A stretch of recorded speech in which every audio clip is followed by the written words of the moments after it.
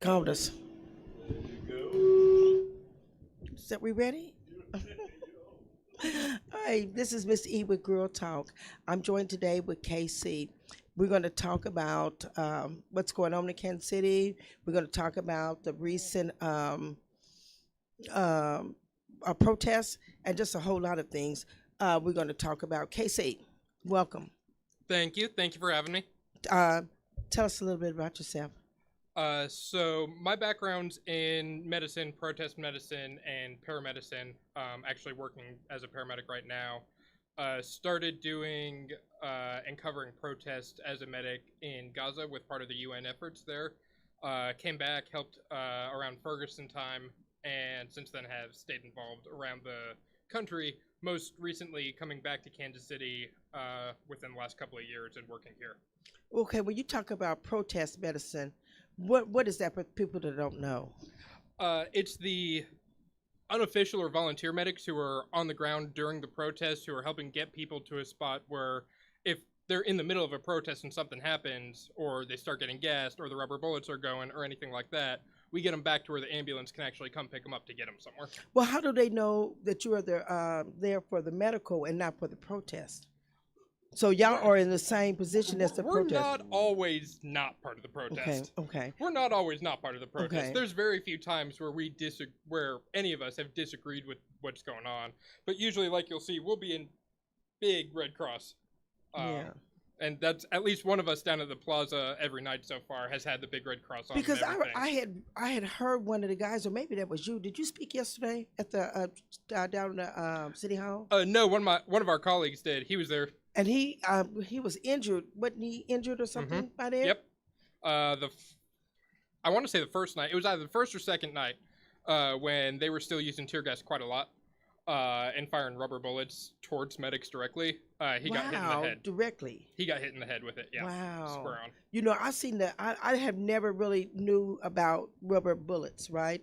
But I see the effects that they have on people when they hit, you know, like the guy that lost his eye. Yep. And I've seen just major injuries that occur for that. And somebody said that is equal to almost like being shot with a pellet. I don't know.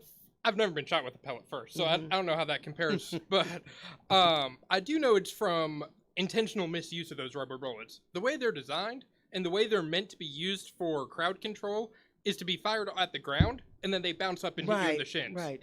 So that rubber is so they bounce. So they're never directly supposed to be. No, you're never supposed to come straight at someone with them. Wow. You know, when I know the tear gas that they use, I learned a lot yesterday when y'all were down there testifying. Yep. I did not realize that when you use tear gas, that is a chemical war. Yeah. That, you know, and I thought, wow, they was really geared up to really injure people. Right. Now, and we understand the difference between pepper spray and tear gas. Right. Like, pepper spray is not a fun time, but it's not going to leave you decrepit from the use of it. We understand pepper spray can be used sometimes, and it's sold in stores for people to carry on their own person. Right. Like, it's not fun, but it won't hurt more than like 5 minutes or so. Wow, you just educated me because I'm thinking pepper spray and tear gas was the same thing, but tear gas was much more strong. Yep. Wow. Yep. I mean, that right there, with us wearing masks and everything, and people having respiratory problems. Yep. That was in the middle of the pandemic. Yep. Yes, that was very, very dangerous. Yep. Wow. So that's why it covered so much area. Exactly. Because you think pepper spray, you think like a little stream, like kind of out of a water bottle or something. Tear gas is a big old fog. So when they were directly and tear gas people, they was right on them. Wow. The other way we did see the first night was that they have tear gas grenades, for lack of a better way to say it, that like fire out and then they start the fire inside the can that makes the tear gas go out. So they were firing into the crowd and then it goes from there. Wow. Not necessarily just right in front of them.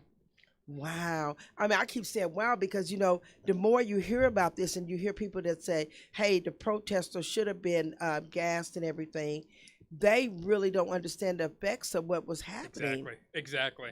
And that's part of why we're out there, because even people who are going out to protest don't understand what it means all the time to get tear gas versus pepper spray. So why were they using milk? Milk helps dilute out some of the pepper spray, and it also helps because it's oil-based. Once it lands on the skin, it gets very like a film. But pepper spray, but not tear gas. Tear gas as well. They both do. I'm sorry. Okay.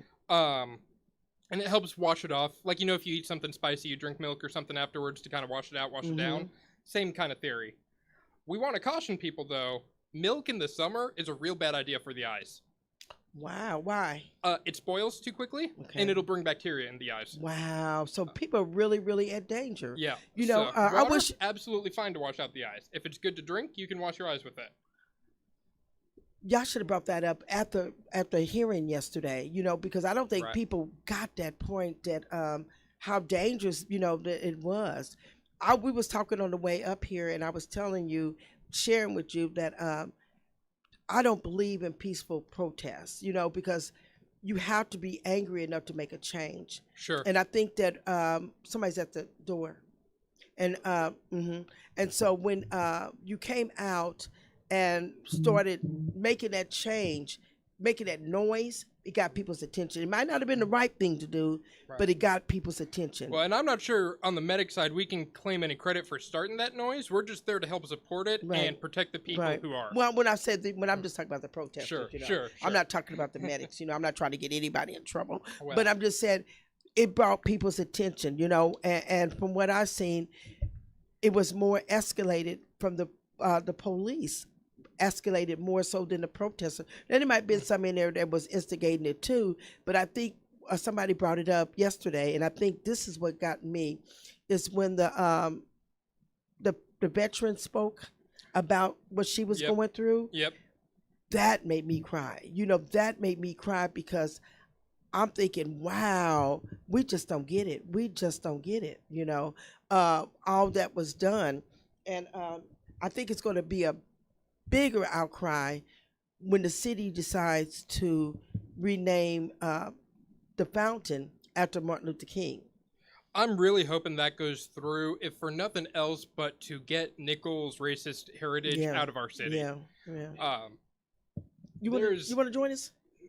There is an immense problem with Kansas City being built in the J.C. Nichols name and being built up, especially on the Kansas side, as a Nichols city.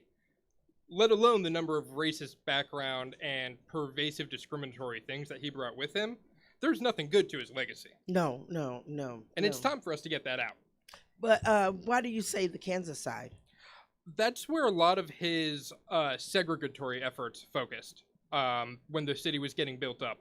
We're looking at why Leawood didn't have any people of color, indigenous people, or Jewish people until 1960s, is all straight from Nichols' foundation of the city. Right. That's how Prairie Village got founded up over on the Kansas side, as the non-segregated, non-discriminatory type area that was inclusive, or more inclusive at least, towards larger white passing groups. Right. You know, I never really was a fan of the plaza. Right. I never really seen anything down there where people would come from out of town just to walk around and look at buildings. I never got that. But I was so glad that this protest took place on the plaza and not on 18th and Vine and not in those areas there. Yep, absolutely. That brought more attention to it when it went to the plaza, and it stayed located in that area. You know, not just spreading across the city. Right. Because I do remember, you probably wasn't even born, during the 60s when they had the riots, you remember? We was down on 18th Street, you know, down in that area, and we burned everything down there. And most of the buildings that we burned down there, are they still lost? Knowing them still lost? Yeah, they are. They're trying to find their way up here. To the front door? Or in their parking lot? They're across Linwood. Tell her Trying- 4510 is the old school, the big school. East Linwood, yeah. That's where I think they got. Yeah, they probably doing a GPA or what they call it, GPS. What I say, GPA? You can tell I don't have one of those. I don't use it. I don't. But you know, we always say we don't even use numbers. We just come. Because in the black community, we don't have numbers on our houses like that. You know what I'm saying? But everybody can find us.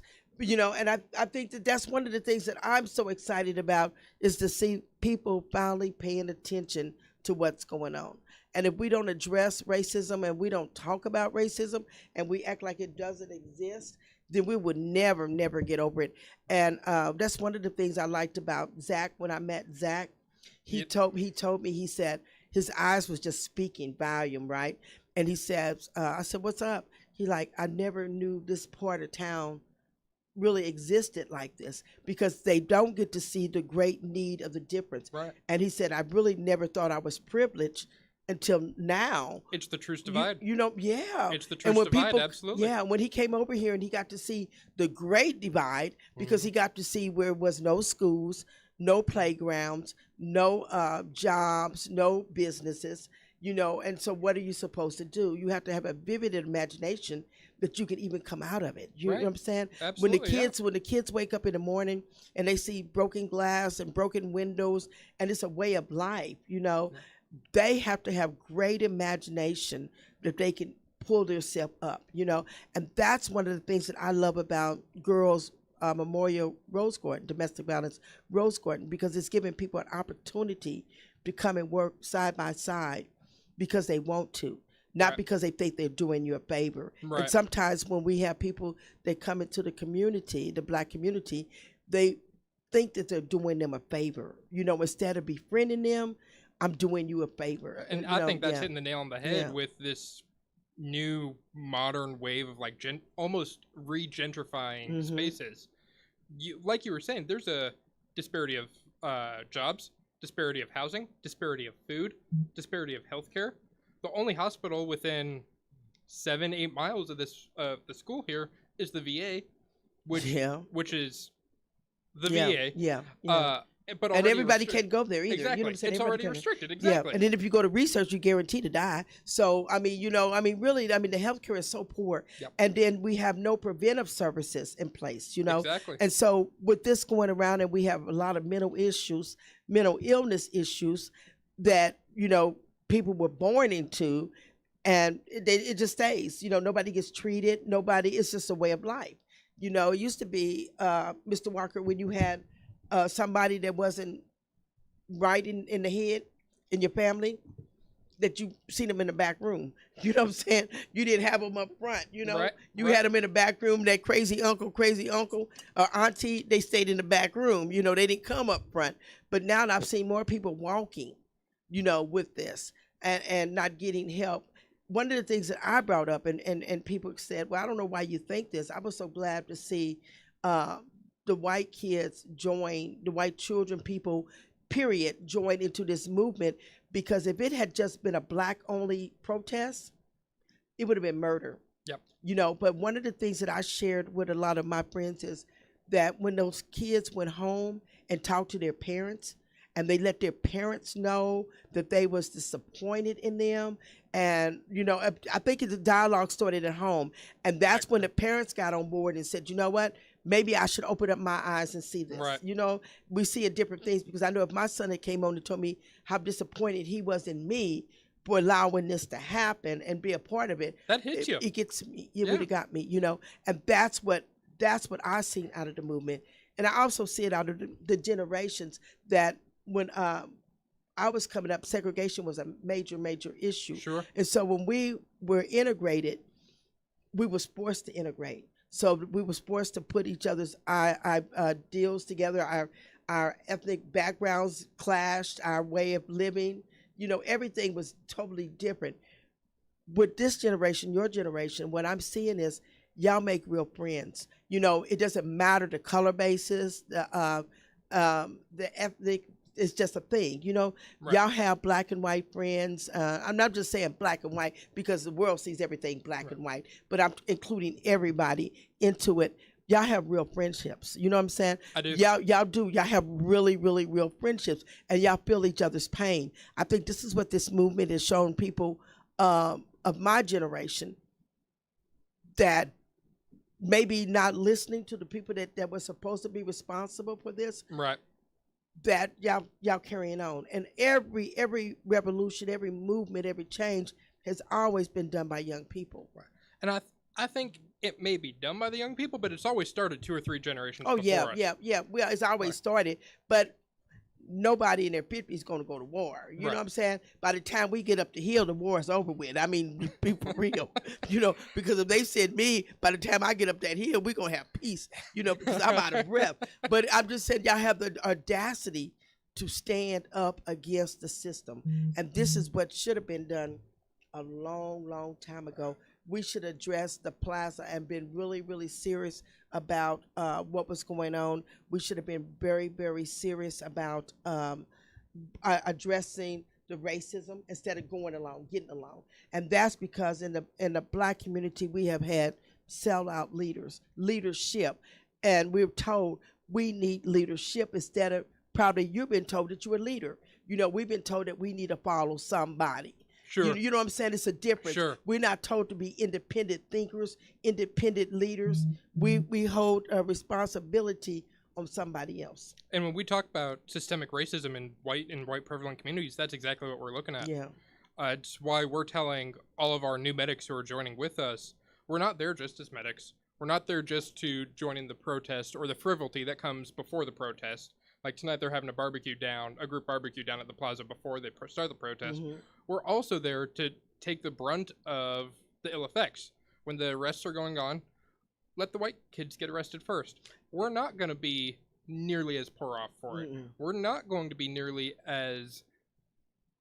put out nearly as much social effort to recover from it. We always have somebody interrupting our program. You know, I'm glad you brought that up. It's the social capital exists so much more there. Yeah, I'm glad you brought that up because the amount of people that was arrested, if they go by the ethnics, it was whites. It was more whites arrested than anybody else. And I think that set a number up. That's why they raised the bond up to $1,000. You know, so they knew that. But they also knew this, that if they went upside your head, your mom and your dad's going to come and raise some hell. Exactly. You know about it. You know what I'm saying? Yep. So that's what brought this to their attentions, because my son and my daughter's getting arrested. Nothing's going to happen. But you arrest across, you know, the waters. Yep. Why is that, though? Why is that? I think it's a couple reasons. I think especially people of your generation, white people of your generation, have so much more inherent social capital than their black counterparts, or indigenous counterparts too, as the 2 largest groups there. I think there's so much more of the generational effects still left of integration and integration difficulties. I know my parents were born in '61, right when the schools I know your mama loves till you telling her age, don't she? Hey, Hey. Hello. Y'all come on over. Good. How are you? Good. Go ahead, I'm listening. So there's a lot of capital built up within structures and within systems there that's free for them to expend that the cops know about and the cops are inherently part of. They'll write a ticket for my mom. They'll arrest someone of color of her age. Yeah. And they'll never think twice about it because that's just the way I shouldn't say just. That's the system in which they're trained. That's the methods by which they're told they have to enforce things and propagates through their colleagues, fellow cops, and builds upon itself that way. Wow, we're talking about the protests and privilege. We got heavy fast. We are the privilege, the difference, and he was explaining. I don't know if I could turn this around. Don't laugh at me, girl. I can hold it for you. Okay. He was explaining that, and that was very good. What is he looking at? Which way? Thanks, y'all. Yeah, that's what 12 years of med school would do for you. You know what I'm saying? But he was explaining that they were allowing the white protesters to get arrested before anybody else because they knew that when they arrested the white protesters, the protesters did, Mhm. that they would be treated different than the other groups of people that were down there. Absolutely. And I think that people need to know that it was a uniformed, united effort to protect those that y'all were down there with, the Black Lives Yeah. Matters, and we didn't talk about that. You know what I'm saying? We didn't talk about how y'all put that plan together so this would Yeah. happen. I think there were a lot of individuals and a lot of people that really wanted to do something and have wanted to do something for a long time and don't know what to do. And that's some white fragility stuff. And that's Yes. some very personal, and so I think a lot of us that were just started getting radicalized about 5 years ago when the Ferguson uprising was happening have had enough time to work on being anti-racist and continue to work on being anti-racist, that we've seen uprisings like this over and over and over again. But And nothing in this nothing like magnitude. this capacity, not No, since like no. 92. Yeah. And this is even more extensive, I think, and more globalized than the Rodney King uprisings in LA. But I we've think had, I think since the civil rights, yeah, I've never seen, people joining in across the world, global, hmm to say this is wrong. yeah, like people in This is Tokyo. wrong. Yeah. I think in almost every country Yeah. there's something Yep. going on Yeah. Yep. right now. Yeah. Specifically with solidarity with George Floyd specifically and the Black Lives Matter movement in America, as well as some personal things. I know in Tokyo they were also protesting police brutality locally because a Kurdish man was murdered. So this is a global problem. It's a global problem with policing. And it is also a global problem with global anti-blackness Yeah. because it's people of darker complexion in any country who are getting the most targeted and the most redlined down. And a lot of that is Western influence. And a lot of that is It just is. in It is. cultural It is tradition. from. It is stems from America. How yeah. they have treated, blacks over here. Mhm. And the sad thing about it, some blacks was here when they came. Mhm. But then everybody didn't come over from Africa here. But somehow they make every black seem like they were just brought in over from Africa. And Mhm. you would think Africa is a continent, with Yeah. many, many, many, but Yep. you think only Absolutely. one little place. So I think that we have to educate people as we go. But I think that we need to have that real conversation. Like if you really have something that you want to ask a person that may not be the same nationality as yourself, that we should have those real conversations. You know what I'm saying? Yeah. We shouldn't say, I'm afraid to say this because I'm offended by it. I tell the people the only thing that offends me is the N word.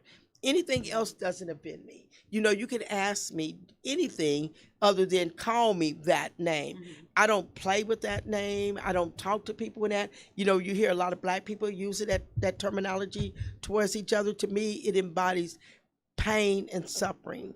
That word, that's what it means to me. It doesn't mean, hey, I'm going to use it so it'll take the power away from you. But I remember what it really, really meant when people called that. Yeah. I And think what it felt like. what it felt like, but I guess in the black families that I see less prejudice because all of us have a mixture of different nationalities. You know what I'm saying? So in the black families, we're not taught to hate white folks because our grandmother may have been white. You know what I'm saying? So we don't see that until we come out here and we see the system pushing that racism, Yeah. and then we just accept it and fight it instead of saying, we need to go against the grain because there's many more people here than black and white. And I can understand why they always throw the black and white together to fight while the Hispanics and them get to build. We're just fighting all the time. I think that there's really something to the point of being like systematically pitted against one another, while one group or another, for some sort of arbitrary reason, is allowed to excel. Like the Yeah. model minority myth, Yeah. for example. Like Asian folks are supposed to be super smart and super like rigorous academics, et cetera, et cetera. It's the expectation. So there's that, but then there's also like yellow peril and like being really, really afraid of Asian folks and things like that. So at different times, like the Chinese Exclusion Act. So at different times, different groups are allowed to be really successful, but only as long as everyone else is fighting. Yeah, everybody else has to fight, you know. And I brought into that myth that, you know, all Asians were smart. And the first time I seen one that wasn't, I was shocked. You know, I'm like, I really am not smart. It's spoon fed. Yeah, to us. yeah, We're all yeah, spoon yeah, fed yeah. this Yeah, rhetoric. they're smart, you know. Oh, they're really smart, but they're smart enough not to say anything. So you think they're smart, you know. But you see them building outside of our community. I've never see them in our community interacting. I always see them out as outside influences, you know. They grab the business and the money and they talk to us pretty bad, but we still patronize them. You know, we still go there. And that's one thing I cannot get into.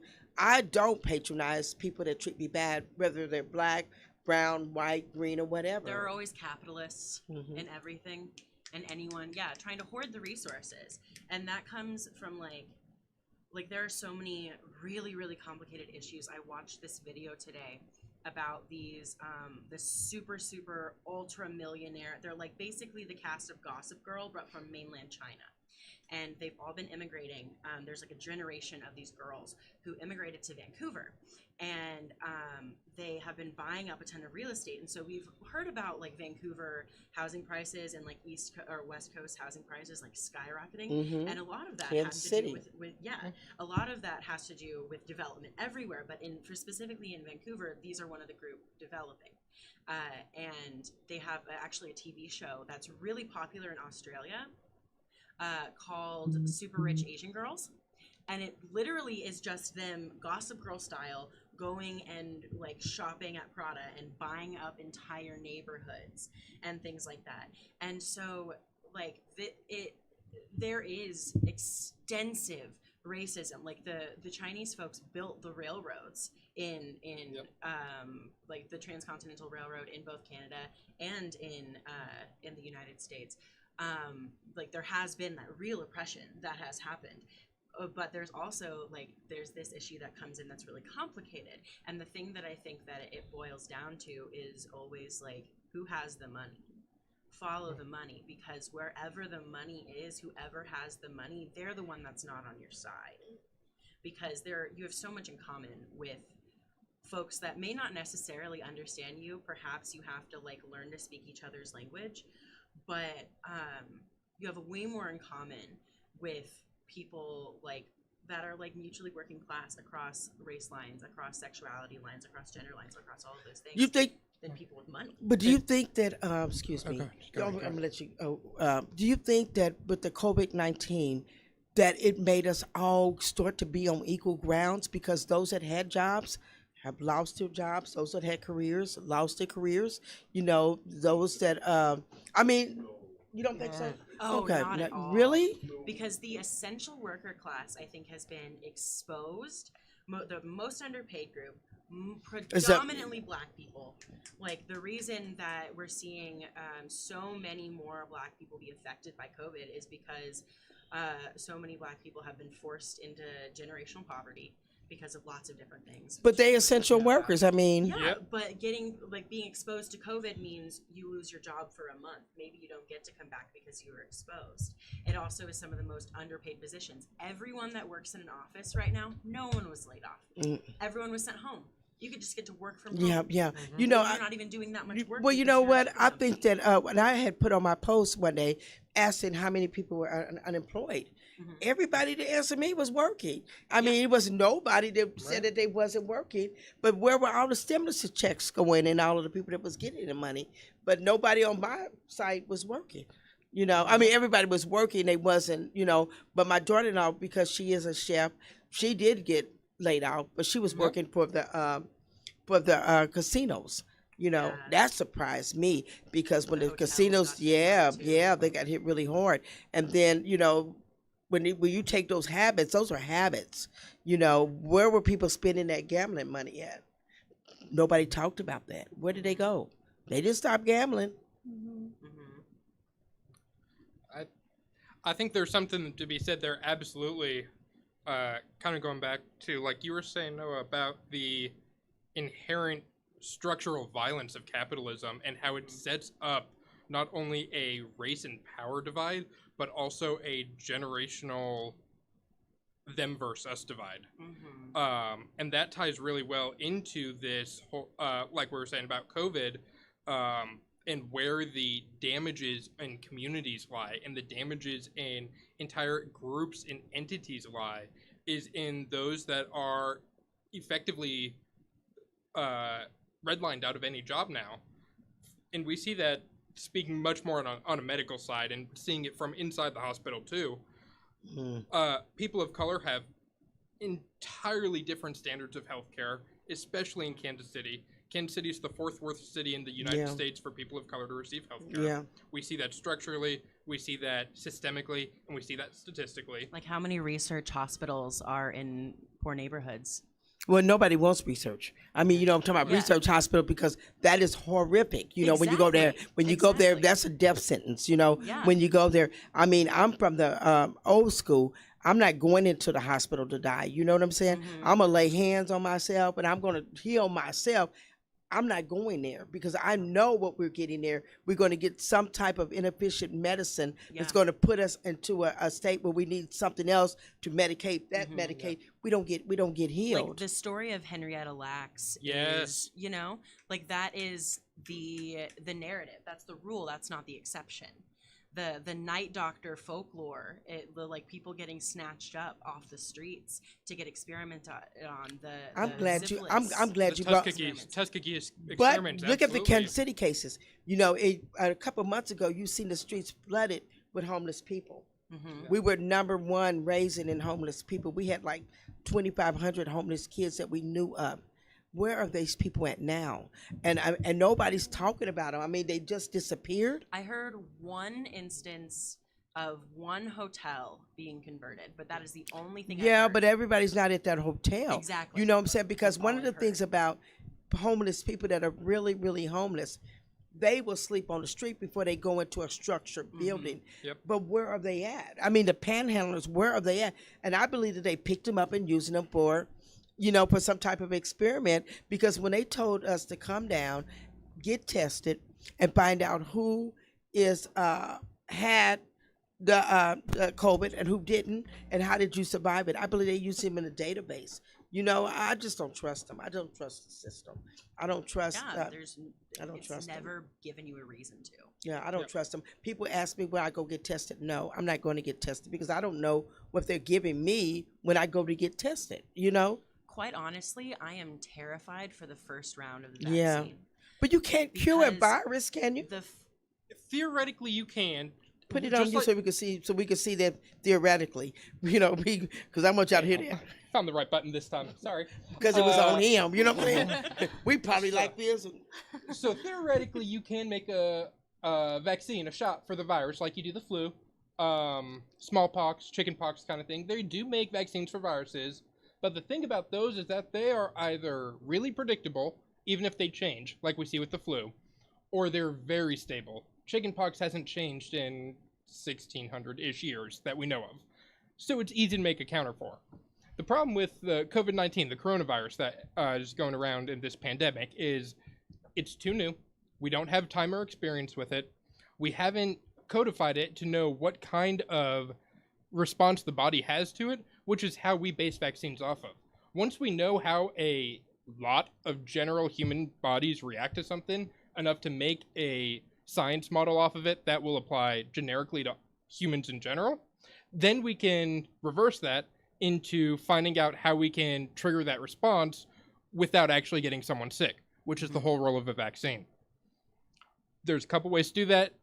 Staying on the surface of it, they just need a lot of samples, which is still too early in COVID to really have any success. We don't have people who have recovered fully, been proven to be immune to it, and recovered from that immunity to the point where they're healthy enough to donate blood and plasma, which is what we need for the research. Let alone from different demographics. Yeah. Exactly. We don't exactly. know how COVID is affecting, like we're seeing a lot of the first people that get sick are a lot of elderly folks and some young children and Yep. immunocompromised people, and that's the lungs. But then we're also seeing with high school, school age children, the neurological effects that are hitting And the way liver, absolutely. later. So we don't know what this is doing, what exactly it's targeting. We don't have the research. And I was listening to a podcast, correct me if I'm wrong, you probably know the real answer to this. The shortest amount of time that it has ever taken us to create a viable vaccine has been 4 years, and that was for mumps, measles or mumps. One of the two. I But used to know that. See, they're not talking to us. They know we don't know. I 4 used to know that. It was years. one of the two. 4 years is a long time. We are 6 months, not even 6 months, 4 months, 3 months into this right now. At least in Missouri, that's when Right. we I mean, started doing anything. If we had total access to everyone, maybe we could go back to late October, early November. Mhm. Yeah. But Maybe. that's also retroactively deciding so- what was pneumonia and what Exactly. wasn't. Yeah, and because Exactly. nothing else exists anymore. I mean, everything that you had from gallbladder to everything is blamed on this virus now. But one of the things that you said when you talked about polio and stuff, my Mhm. father had polio, Mhm. and so I remember when they used to load us up in the school buses and everything and take us to school, and we had to take the immunization shots. Right? It was mandatory that they give us the polio to fight it. Okay, they can't give us this because we don't know. I Right. believe it was created by man. Now, man can know how to fix this if he wants to. I don't believe that they put us in a thing to let us think, to scare us out of our minds, to get our minds all just fearful. When they isolate us and say, don't talk to her, don't get next to her. Me sitting next to her or me being 6 feet away is not going to stop it. I don't believe that. it's like duck and cover. A lot of it feels like the 50s, like, oh, you're gonna get nuked, hide under your desk. Yeah. It feels a lot And like I think that to me is dealing with, and somebody told, I think we talked about it last week, because I deal with so much domestic violence. I just see the gaslighting. I see where we're not going to talk to each other, so we're afraid, so you'll never know what's going on. Then I see the mind play. People get depressed because we can't talk to each other. We can't hug each other. We can't do any of that. But yet still, you still got clothes on, but you cover up your face. You wash your hands. But what about your clothes? Even if we walked around butt naked, we still exposed to it. Yeah. So what's the difference? You know what I'm saying? Yeah. What is the difference whether we cover up, put a mask? I was listening to people yesterday at City Hall that was sitting there waiting. Man, I could hear them having difficulty breathing because had on the mask and the people in there. And those that has respiratory problems, I don't see how that helps them because they're not wearing the real ones. We're wearing the ones that our sisters are making. They have no filters in them. They're awesome. We Huh? made this one. But I'm just Yeah. saying, Yeah. you know what I'm saying? If But to they're wear not- all day. They're not P95s. Yeah, I'm talking about Exactly. wear all day long. I mean, Yeah, I and watch even that. Oh, that sucks. Yeah, Gas all mask day. sucks. Oh, yeah. Sucks. But it's done one thing. It's made black men able to go in the store and not be accosted because everybody's got a mask on. Mhm. And I mean, these are the things last year we was fighting when they wore hoodies. Yep. Yeah. You know, That was something that one of my immediate thoughts about the protests was, wow, a massive uprising during a pandemic where it's required for you to wear a mask. Because we saw in Ferguson, we saw in Charleston, we saw in Baltimore, we saw in the civil rights movement, activists of all kinds mysteriously getting murdered or getting Ferguson directly really, assassinated. Ferguson really, yeah. Dead and burning cars, like all sorts of things. So the fact that we are all required to kind of disguise our identities in public at these protests is something that is unprecedented. But one of the things I seen too at the protests was the police scanning with the just taking images of the protesters Mhm. to put into use later. Yep. And that's scary. My grandchildren went down there when Brandon was speaking, Mhm. and they are still talking about it to this day. And I did, if you look at the video I did today when they were standing on the porch, I mean on the deck, they were talking about how they seen them in their riot gear, their guns pointed at them. This is a scary thing, and for children to see. Mhm. And one of the things that my grandson said, that he believes that they should take all the bad cops, send them to outer space somewhere. And I said, why would they go out of space? And so little Brandon said, well, they'll just be floating around, just. And I'm thinking, when you talk to kids and see, He's I so said, funny. well, that's not a bad idea. And he said, yeah, and make sure they never come back to any planet again or send them to Mhm. Pluto.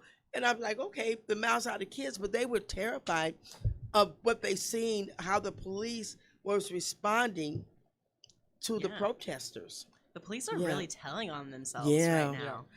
Like, absolutely telling on themselves in every way they can. It's like, I've never, maybe I'm wrong because I've not been in Kansas City for more than like 13 years demonstrating, but I've never seen the Kansas City come out like this, or the KCPD come out like this in terms of a protest. I've never seen the tear gassing. I've never seen the pepper spraying. I And they got were hit happy by to a do it. horse They Yep. were happy. First night. A Yep. horse? Day one. God. Not this time, but when the Darren Wilson non-indictment announcement, the night that Did you that walk happened, behind the horse? I was walking next to a horse because we went from Cleaver and Prospect, and we marched all the way to the plaza, and we were on the road, and the horses were out trying to corral us back onto the sidewalk, and so one of the cops hit me with his horse. And if you would have hit that horseback, you would have had an assault charge. Oh yeah, Mhm. You know, and you then would an have- animal cruelty If- charge. Yeah. If the horse by itself, just by the nature of Yeah, being an animal, not yeah. knowing what hit it, Yeah, didn't kick or right. something. Right.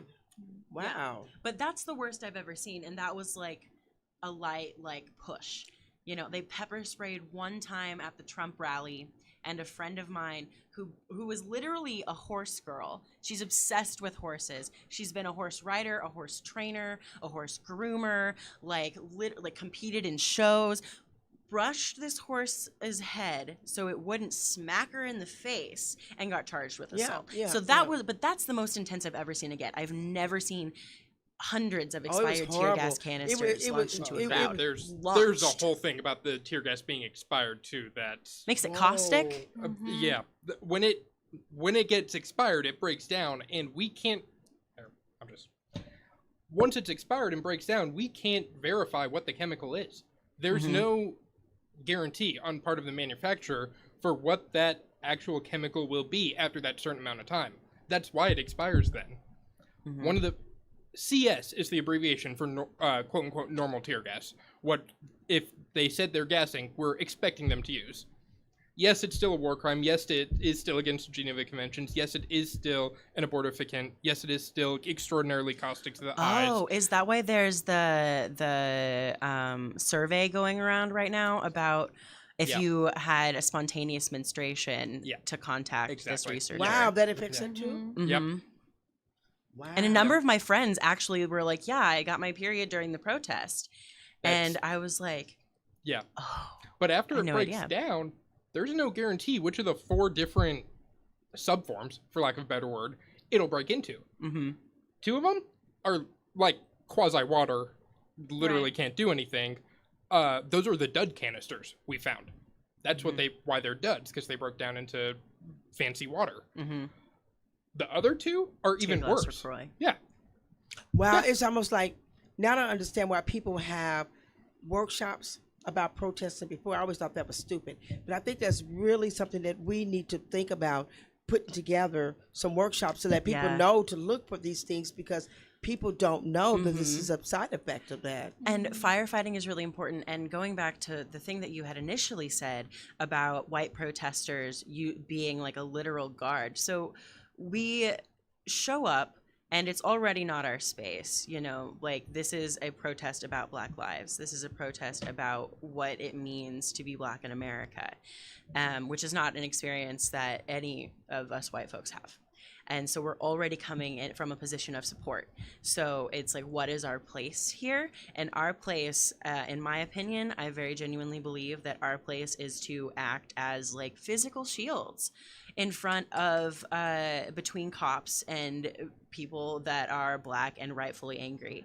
Because I can yell and escalate too, but I shouldn't. Yeah. In that situation, I've seen it a lot of times where you can go in front of the cop and say anything. I don't believe you can disturb the peace of a peace officer. You know what I'm Yeah. saying? Yeah. And what I watched yesterday, I was really applaud at the Housewives of the Blue.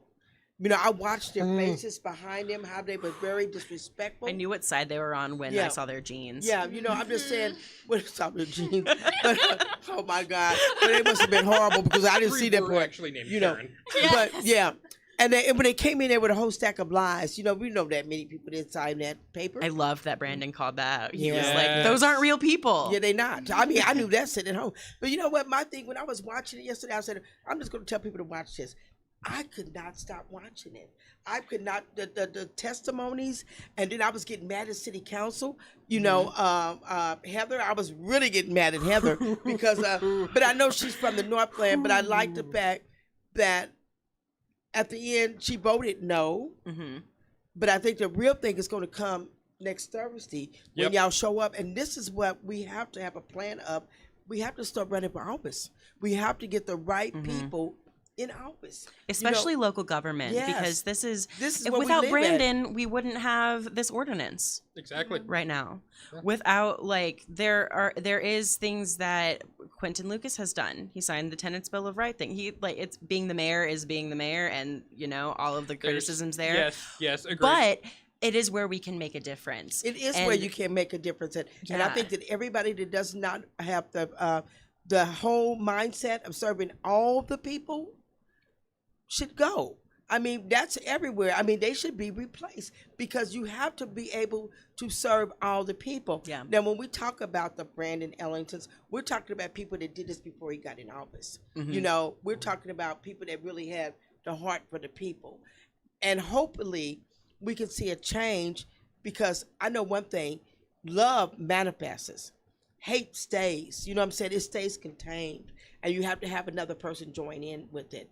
But I think the more that they see that we are all one and we all want to be able to live where we want to, go to school where we want to, whether we want to live next to a white or black, that's our choice. We should not be forced, and we should not be able to see a man with another man, an officer on the neck of a person for all those minutes, and the man's last words was calling out to his dead mother. That should have touched somebody. You know what I'm saying? We should not see little kids sprayed. And we know? shouldn't have to see these videos for people to be upset. But if we didn't see the videos, we wouldn't be upset because we see many of those videos and we didn't get upset. Yeah. You know, so there was the a time's reason right. that Emmett Till's mother published pictures of his she face wanted in them that to open see casket. what he looked like, you know. Because she was determined. And I think this is she knew what it was going to take. Yeah, it's going to take that, you know. And my heart goes out for every mother that's lost a son or a daughter by the hands of the police. They said, well, you know, we kill each other, but it's something when your child is murdered and nobody, no justification. Some of those parents are still waiting to find out who the officers were. You should be able to know who the officer was that murdered your child. Yep. You know, and so those are things that I think that we're fighting for and people don't understand it. Yeah, You and know? I think that they're like, you can talk about the like, oh, we're killing each other. Oh, like our intra-community, like we have all of these things. That's everywhere. Everywhere has intra-community things. The reason that, and like this can be justified with any like thousands of resources and anecdotes. Like anyone could validate this. But the reason that crime exists like this is because of lack of access to resources. Well, you see that when you come down to the garden. Yeah. We don't have resources, you know what I'm saying? But I think that one thing about knowledge is power. And when those, you may touch one person, but they will take it back. When they talk about black on black crime, I get so upset because black on black crime means we're killing where we live at. White folks kill too, the people that they live by. You know, yesterday somebody got killed at, was it Price Chopper? It was one of those stores. I can't remember. Sunfresh, there was a shooting over there? No, yesterday up north. Oh, where was it at? It was somebody got I'm killed. not sure, but I did hear about this. I can't remember where it was, but somebody said, them white folks better stop killing each other. You know, and you know, they said, that's not nice. And I had to laugh because, you know, we hear that about black people all the time. But they said, oh, them white folks better stop killing each other. How many mass shooters have been black ever? Can you name one? One. One out of how many? One a day for like a decade? That's when that guy, that Muhammad went on that spree and had that young boy with him and he started killing people. Remember that one? That's the only But one that's a that fluke. Yeah. Exactly. That's a fluke. Yeah. So how many white people how many people have white people killed? I'm sure it's exponentially more. You like You want to talk Yeah. about people killing people. That's White people why are they at the were- top of the list. But that's why they were scared when y'all went to the plaza, because they know white people tear up some stuff. They Mhm. know they'll bust out some windows. They know that they'll burn up some stuff. You because want they us to could- burn the plaza down? You know, that's Okay. Is that a challenge? Yeah, but I'm just saying that was one of the things when they seen the young people come out. They know it ain't no stopping them. It ain't no stopping them. Mhm. You know, one of the things I was so happy to see is when they came off the sidewalks, because I hate to see protesters walking down the street with a permit. I hate to see that, because you have to be able to express yourself. What are you resisting? Yeah. Nothing. You're going to go to them and tell them, I want It's a parade. I want to pray. That's a parade. Yeah. You know, and you're walking down the street and the cars are still going. No, every change that I've seen came with the people going into the streets and taking it to the streets. Mhm. And we see that looking back through history. Yeah. Like, not even pre-United States, pre-formed Europe. We see that all the way back to the times of the original Crusades. And it continues ever Yeah. since. They didn't have no permit. No. No. They didn't have no permit when they brought us over here. Now they don't want us over here. Yeah. You know, and then they tell us that we can't advance. But so where do we go from here? What conversation do we really have after this? You know, say that we have a list of demands, which we do have a list of demands. Yeah. Where do we go from here? I mean, how do we continue to educate our community and make it livable again? Personally, my question, and before this this specific uprising, but this has been a personal philosophy, is what are we going to build? And that's always the question that I ask, because we know what we need to destroy. And even if you can't like agree with someone, it's because they support it, and that's okay. They're going to be them. Well, And you're you gonna need always to have find that. You're exactly. gonna You have to always find your that. like-minded people that you know what they want to take down: white supremacy, like police brutality, et cetera, et cetera. Capitalism. Exactly. Yeah. But then what do we do? So smash the state, destroy the patriarchy, destroy racism. What do we do next? What are we going to That's build? what I'm saying. Where do we go from here? So I think that's something that we have to collectively invest in. And I think this started with the pandemic really effectively. And I think we're seeing that now with the protests is community mutual aid and resource sharing. Like with the medical that you're working on right now, Brian, what if that infrastructure that you're building, what if that stays? What if we And that's what we're have trying. guerrilla clinics? You don't have to go to a doctor. It can be like pay what you can. It can be like licensed people that or people that know, like the group Jane, who in Yes. the before Roe v. Wade, they were a ring of women that were, none of them were trained physicians. The man that was a doctor, he wasn't a trained physician either. He was taught by a certified doctor how to perform an abortion, and then he taught all of these women how to do it. And maybe that's not like trained and licensed. Maybe that's but like maybe that's gonna be what saves us. well, you know, maybe that's like when they say that life repeats itself. Mm-hmm. Nothing is ever created. That's just going back to the basics. History's You know, a spiral. Yeah, but we don't have that. But we do have it because we're seeing it happen now. Yes. When we're told to stay at home, and we decided to come out and face this wonderful world, the world had changed. When we went to bed, we woke up to a new world. I've seen it where it made some people more conscious of life, made it more respectful of life, and said, you know, if I leave here, I don't need a job. I don't need to kill myself doing this. I want to enjoy myself, and I want to help somebody. You know, we're seeing it with the Rose Garden. You know, people coming and saying, I just want to help. You know, and I'm like, wow. You know, I mean, it's a beautiful thing. And I say, and I put this out, anybody that's feeling very, very upset about this, that want to know what you can do, girl always has room for you. You know, I mean, really drop a rose bush. Y'all feel good about yourself. I mean, help somebody, because what we're seeing now is people that need help. They need help. I mean, I just got 3 emails right before I came here about, do you know where a person could go to because they're homeless? You know, and that's a real serious issue. You know, we need to take back our communities. We need to take back these dilapidated homes, put our resources together, you know, make it happen. You know, make it happen, because I don't know how to do much, but I know how to sweep. You know what I'm saying? Yeah. We need to do that. And if one person knows how to sweep and one person knows how to plaster, another person how to paint, another person how to garden, Right. you have a So construction you have a crew. community. Yeah. Right. You have a construction You have company. you have a community, and I think that's a better way to put it, because yeah, everyone like can fill a construction crew, but we don't have to be, it doesn't have to be work for it to be a goal. And one of the ways I believe this is a law in Kansas City, I'll check, but in order, you can do a certain like kind of repair on your house every year, and avoid increasing your property taxes, which Good luck combats on that. gentrification. But good luck on that, because every increase that they're doing in that area, in the areas, is sticking. You know, Yeah. because I mean, I've had two hearings, and it's sticking. You Mhm. know, but that's because we do have people that come in from out of state that see it on the website and say, "I'll pay $25,000 for this vacant lot."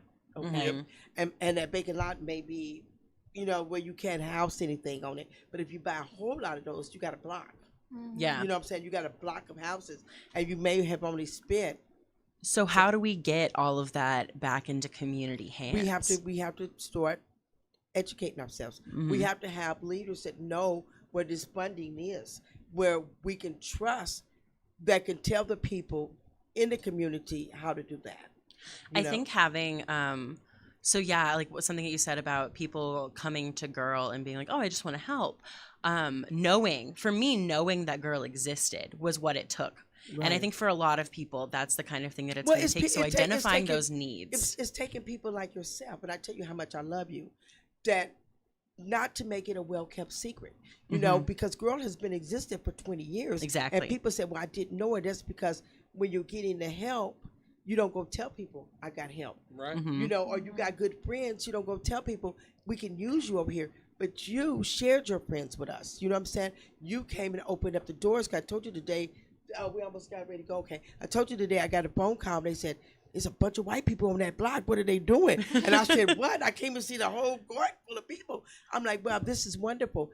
But this is what we have to do. We have to start sharing who we are. Yeah. And that's how we build a community. And getting back to Girl, because we have to go, we will be over there at 3837 Chestnut this Friday, Saturday, and Sunday. So we have about 15 gallons of paint. So if anybody wants to come paint, bring a paintbrush. I got the paint. I can do the steps, but I'm not doing the whole thing. So we're going to paint all three facilities Saturday and Friday and Saturday. And we're going to open up our doors this summer. We got a lot of projects planned, you know. So if anybody wants to help, you can go there. I mean, you don't have to wait on me. You can go there, you know. And that's what I've seen last week. People just went to the garden. And I wanted them to feel that this is my garden. But I want to thank everybody for coming, and I appreciate you guys. I really appreciate for spending the time and caring. And I thank y'all for going down there and supporting Brandon's ordinance, because that was much, much needed. But next Thursday at 3 p.m. or 3:30, 3:30. it starts all over again. And we'll be there. And we'll be there. Yeah. So thank you and goodbye.